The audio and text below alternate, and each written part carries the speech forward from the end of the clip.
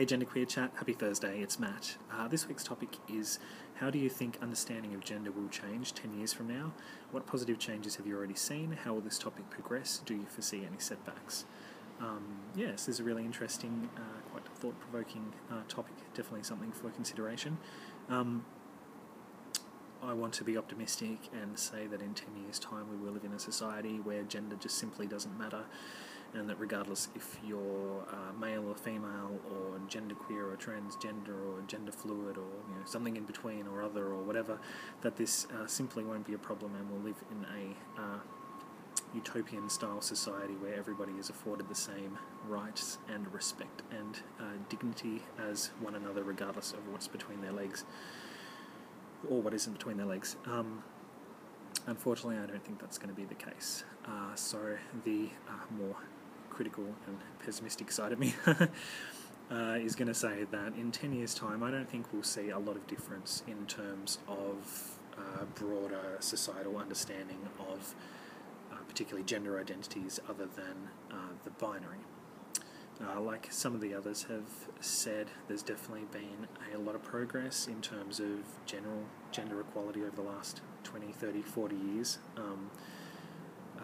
Situations are definitely better, not perfect, but are getting there. But that's taken a long time for that to really gain awareness, establish a foothold in society, become powerful enough to be a driving political force, and then actually enact enough change so that people's day-to-day life experiences have been affected positively from it.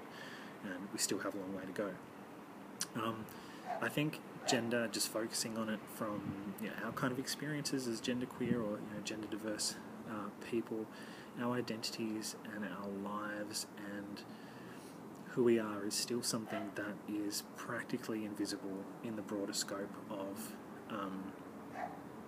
society. I mean, people have an awareness of what transgender is. Transsexuals, a few of the more kind of, I don't want to say common, but the more the more visible facets of the gender diverse community. But terms like gender fluidity or genderqueer or non-binary or all those sort of things are still, well, I mean, you walk down the street and ask a random person if they have any understanding of that, and I think the answer will be no. And I think that will improve over the course of the next 10 years, but I don't think in 10 years we'll be at a stage where you can be a genderqueer person and feel safe and secure in your identity and know that you can walk into any store and the person isn't going to incorrectly gender you, or that you're going to experience any kind of uncomfortableness or discrimination in the workplace, or that there's going to be an other box or a genderqueer box or a non-binary box on your census form or your medical forms. I don't think we're going to get to that point, at least not in the short term, where we as genderqueer people, gender variant people, will be afforded the same level of understanding and visibility as other people. So sort of from a political standpoint, I look at marriage equality as a bit of an indicator of how things are going, and I know that that's two separate issues, and marriage equality has a lot to do with gender and sex, but at the same time it doesn't. It's a separate kind of issue. But I live in Australia where marriage equality is still not a thing. People still don't have the right to legally marry the person that they're in love with, regardless of what they've got between their legs. And that, to me, is a huge, glaring issue that I don't understand why it's a problem, and I don't understand why this person here isn't afforded the same set of rights and dignity and respect as their next door neighbour or their co-worker or anyone else, just based on their sexual preferences. I think it's fucking crazy. Marriage equality has been an issue for forever. Like, it has been more in our social and political awareness over the course of the last 20, 30, 40 years.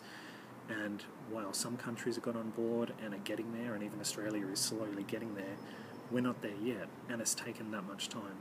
And unfortunately, I mean, there's the obvious problem that poses, but in terms of gender identities other than strictly male or female, and having that understanding in society, we're part of, whether we identify that way or not, like our kind of issues and stuff is put forward generally by the LGBT community. And I think while marriage equality remains a focus and remains an issue for so many people, the experiences of other people, whether it be from, you know, other diverse sexualities or gendered experience, transgender, genderqueer people, identities other than, you know, heteronormative, easily understood ways of being, kind of don't really make their impact. I'm not saying that striving for marriage equality is for a bad thing, of course. I just think that that is the focus, and I think until that issue gets cleared up, there won't be that room to really have genuine understanding and respect for other types of people and way of being. And it's taken this long to get to this point, so how long will it take once that gets resolved? This gender thing is only just being looked at now. It's only just in this like really infant stages of being understood in society, so I think it will unfold over a greater period of time. The upside of that is within the actual communities themselves, there's such a growing awareness and understanding and education and respect, and you know, this stronger sense of community and people being able to come together through technology and the places they live in and share their experiences and support each other, and that is something that's only going to continue to expand and grow and change and develop, and there'll be more resources and more ways to connect and more ways to, you know, have a sense of pride and respect in who you are and your understanding of yourself and your genderqueer or gender variant transgender identity, and that is amazing and is only going to continue to increase. Whether or not whether or not it should be an issue in the first place is a whole different thing, because, you know, why shouldn't we just inherently be respected and seen the way we are in society and appreciated for that? But yeah, that's a different issue.